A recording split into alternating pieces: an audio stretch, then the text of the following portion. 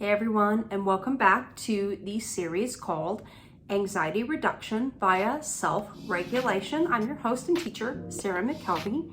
We are talking about self-regulation, what it is, how to achieve it, why it matters.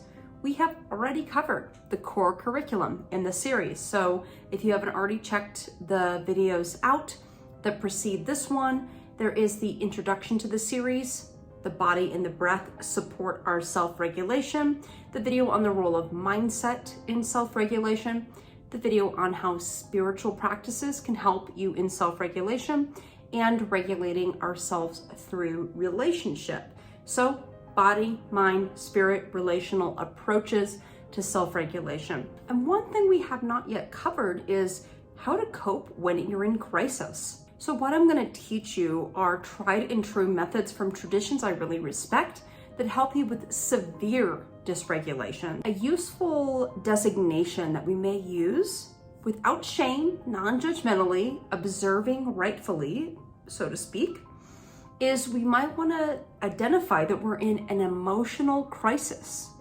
Now, an emotional crisis doesn't necessarily correlate to an objective crisis, which doesn't mean the emotional crisis is invalid. It just means that you don't have to be in the midst of a huge life overhaul or something really drastic or dire to be in an emotional crisis.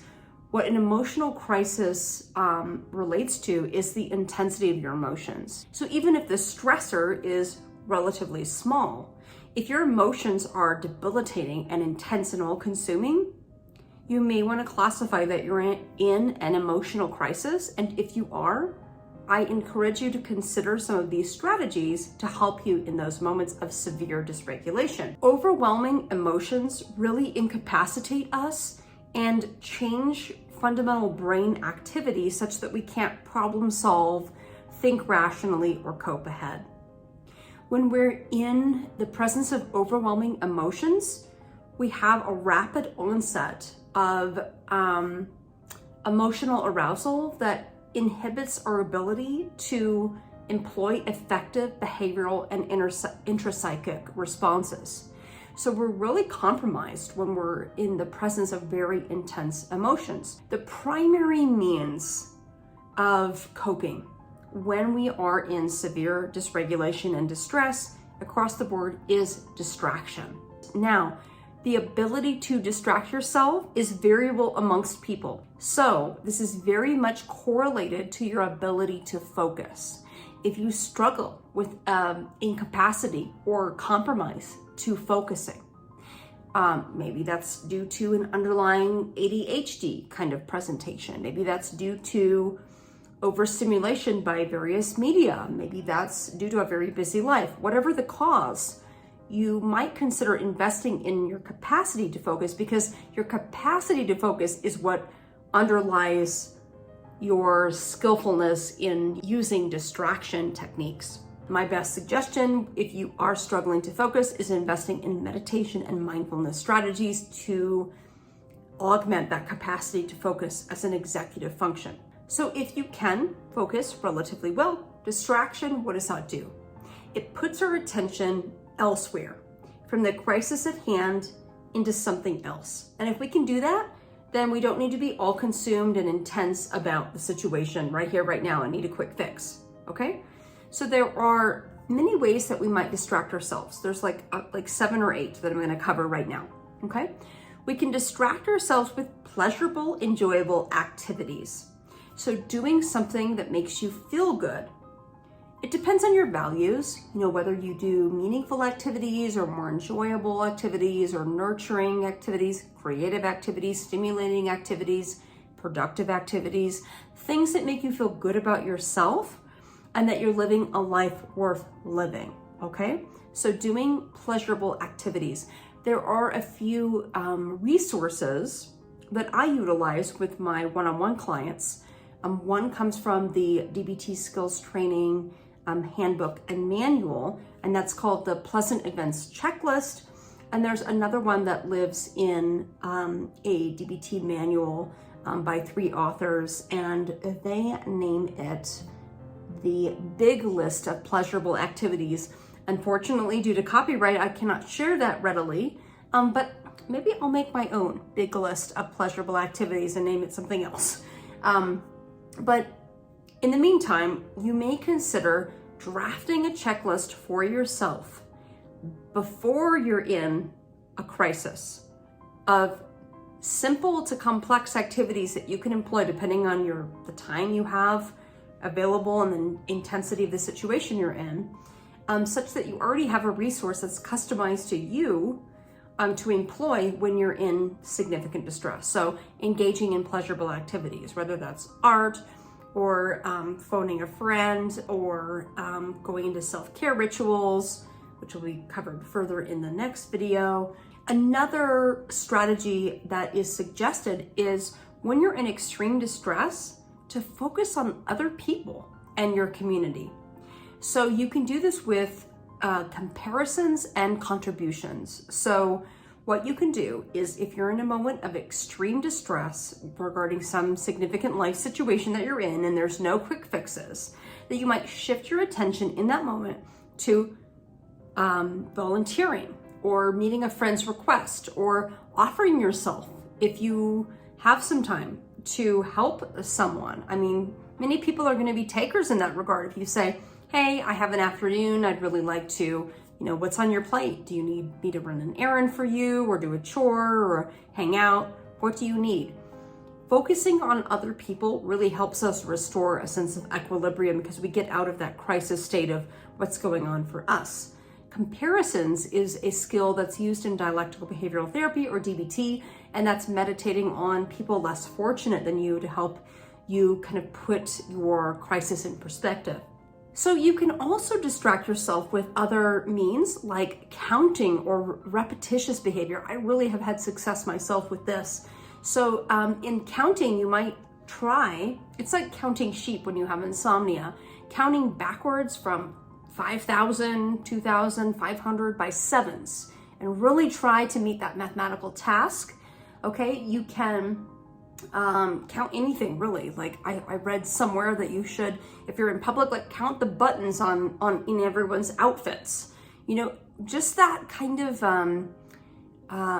logical faculty you're employing can get you out of emotion mind in DBT speak, can get you out of intense emotions. So why not? If you're in intense distress that cannot be remedied right away, just go into something like counting. Relatedly, using mantras is like repetitious counting to me, but it has the added benefit of like instilling an intention or a positive vibration or an aspiration into the mix. So repeating something over and over and over can help us switch out of that emotion, stress-soaked kind of mind.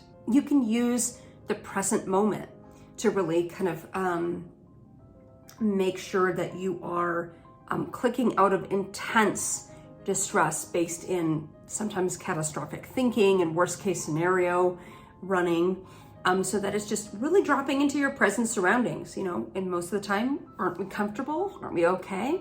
Really kind of drinking in from the sensory realm, what's around us. What do I see? What do I hear? What do I smell? What do I taste? Can I be here now? That can really be a refuge in the midst of a crisis. You can also use your imagination. So creative visualizations can help us. If you see your life like if it was the best movie ever, right? And you had to consolidate your life story in this epic narrative arc where you're the primary protagonist, like just go into that fantasy and, take a break from your current distress. That can really help. You can also relive positive memories or fantasize about like one of your wildest dreams come true. That also, use your imagination as a refuge can also be helpful in distracting, again, the primary resource for extreme distress, distracting from your current situation. You can also distract with tasks and chores. We all have a running list of things that have to be done. So why not do them, when you're in distress? They have to be done anyway. And there are actual coping strategies. So when you're in extreme distress, why not mop all your floors that you've been meaning to do for many weeks? Why not identify the repairs you have to do in your home, apartment, or condo? Why not go through your closet and identify things that you want to donate. These kind of like tedious tasks that need to be done anyway are super good at restoring your attention and energy and focus after you do that if you're in extreme distress.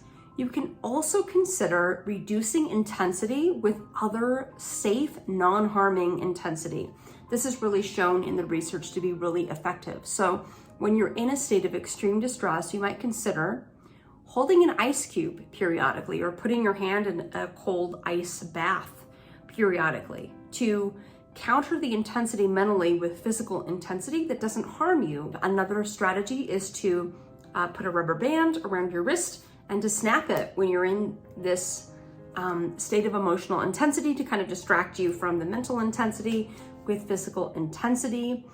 You can throw soft objects like pillows or rolled up socks at a wall, with the most force you can to kind of get out that intensity. You can scream at the top of your lungs into a pillow or in your vehicle. Make sure to park, or at a concert where nobody will be alarmed. That can really get out intensity and start to regulate you. What do I do personally, when I'm in a state of really severe dysregulation? I do a lot of these things, and actually quite intuitively, but one thing I like to do is listen to music.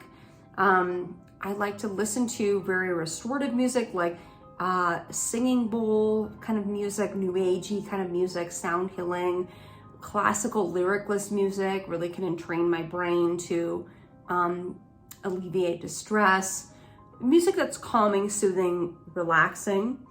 I also like to distract myself with media, like a podcast I might have in my queue that I really want to listen to, or a series of YouTube videos. And I also really like relying on art to distract myself when I am in extreme distress.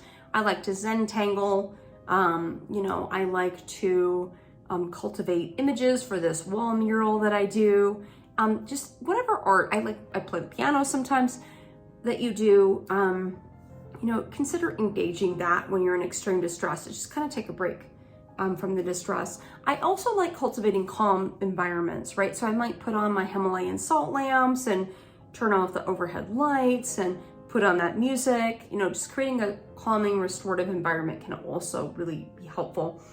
And lastly, I think it's really about trying to drop a productive mode when in extreme distress and just really trying to take care of yourself. Just really trying to rather than meet the demands of the world or your profession or what other people need from you. And if you're in extreme distress, just really trying to regulate yourself. And that can be really helpful to take care of yourself in a really deep way.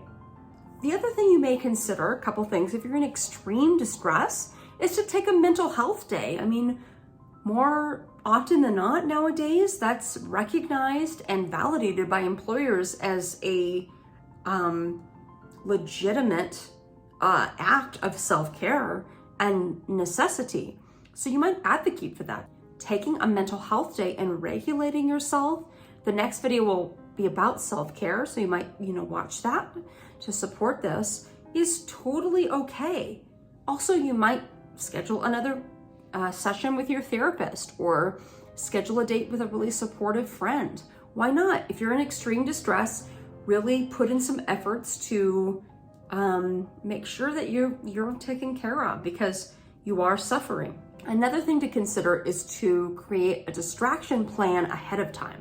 So with all these ideas, in the moment of crisis, you're not going to think about this. You're going to think about immediately fixing and oftentimes destructive ways of intervening in the distress. So you want to create like a distraction plan ahead of time and make sure you know what means of distraction are available to you and waiting for you, that in a calm, centered place you identified for yourself. You've already created that plan.